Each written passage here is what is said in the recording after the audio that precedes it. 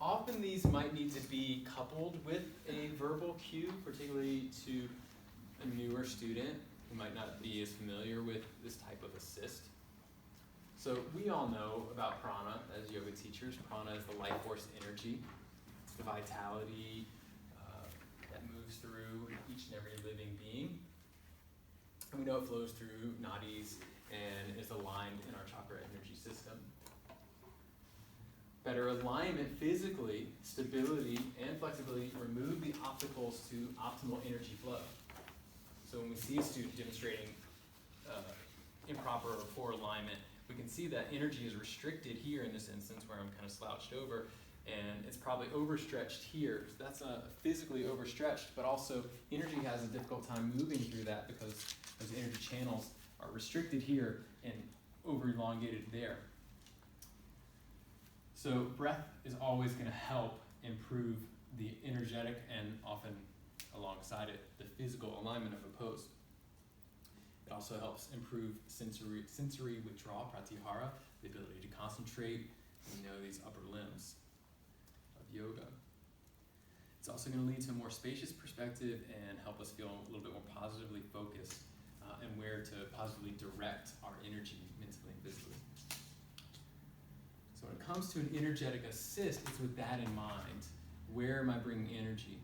And what I did a few moments ago is I saw that the student was gripping their toes on the mat, something like this, that we'll see quite often in a balancing pose. And so I coupled it with verbal, and I said, relax your toes. But I also just flicked my fingers across her toes a couple times.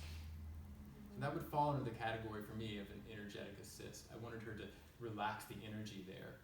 It wasn't like something as firm as my hand on her hip to ground and root, which is a stabilizing. This was energetically helping release the tension in the toes. And so, again, with physical adjustments, this requires our attention and awareness. So our own breath is very, very powerful when it comes to this type of therapeutic and healing style of touch. Continue to cultivate present moment awareness in your own state and that of the student. So noticing again where they are exerting force, where their energy is focused. And then develop a little sensitivity and trust your instinct. Very, very important. So we'll do something with this near the end where you're just going to instinctually work with a student. And then, of course, stay deliberate using non-sensual touch. And so I'm actually glad that I brought this in because I'm about to teach some of the techniques for crescent lunge pose. So maybe I could have, Jess, will you come up, please? And you can have your left foot forward, if you don't mind, facing this way like this. You can raise your arms up if you like. I'm staying up in the back. Yeah, staying up here. So I can firm up Jess's right thigh here, in this case, just coming right above the knee and lightly pressing up, and put my hand back here, telling her to push back into my hand. Yeah, so, and I gave her something pretty solid, like a wall. That's what I'm mimicking here, so that she can push back into. I'm pushing back into her as well. I'm going to exit that gradually here, and that might be your technique for that pose. But also, one of the common areas where we tend to see a little bit of misalignment is this hip protruding out over here. And so I'm going to come next to Jess and take my two fingers and just slide it that way.